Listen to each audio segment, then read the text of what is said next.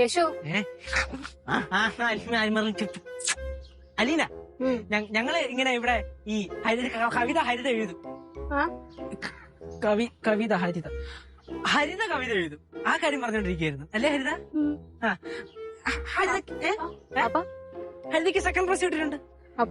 അപ്പോ second prize കിട്ടി ഈ സ്റ്റേറ്റ് ലെവലിലെ കവിത എഴുതലിന്. അതിന് ഞാൻ എന്ത് ചെയ്യണം? ഹരിത, ഇത് വലിയ കാര്യമായിട്ടൊന്നും എടുക്കണ്ട. സംഭവം അവളിപ്പോഴും ഇങ്ങനെ തന്നെ. നമുക്കൊക്കെ ഈ നമ്മൾ ഈ പ്രകൃതിയോട് ഇണങ്ങിച്ചേരുന്ന ആൾക്കാരാണല്ലോ.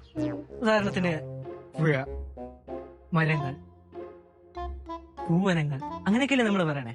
അവര് പൂന്തോട്ടം, മരം, കുരുവി, അരുവി, ആ സെറ്റപ്പ്. ഈ ഞാൻ കുറ്റപ്പെടുത്തി പറഞ്ഞതല്ല, തന്നെ ഞാൻ കുറ്റപ്പെടുത്തി പറഞ്ഞതല്ല. എങ്ങനെയായിരുന്നാ ഈ ചെറുതലേ മുതലേ നമ്മളായാലും ഈ ബിസിനസിന്റെ കാര്യം, ആ കാര്യം, ഈ കാര്യം, പൈസ തട്ടിപ്പ്, ഇൻകം ടാക്സ് എങ്ങനെ വെട്ടിക്കാം, അത് ഇതൊക്കെ ആലോചിച്ചിട്ടുണ്ടെങ്കിൽ നമ്മൾ അങ്ങനെ അങ്ങ് സ്റ്റിഫായി പോവും.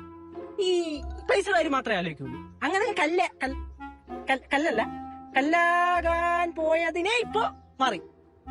കേശുവിനെ അറിയാം. കേശുവിനെ അതെങ്ങനെ അറിയാം? കാരണം ഇപ്പം അലീനയുടെ തലയോട് കുറച്ച് കിളിയൊക്കെ പറഞ്ഞുണ്ട്. തലയെ കിളി എന്ന് പറഞ്ഞ ഉദ്ദേശിച്ച ഞാൻ കിളിയല്ല. നമ്മൾ ഈ മനസ്സിലേക്ക് കിളികൾ, മരങ്ങൾ, വൃക്ഷങ്ങൾ, പ്രകൃതി സൗന്ദര്യം ഉള്ളിലേക്ക് ആഴ്ന്നിറങ്ങുക എന്ന് പറയില്ലേ, അതേപോലെ അലീനയുടെ ഉള്ളിലേക്ക് പ്രകൃതി സൗന്ദര്യം ആഴ്ന്നിറങ്ങിക്കൊണ്ടിരിക്കുകയാണ്.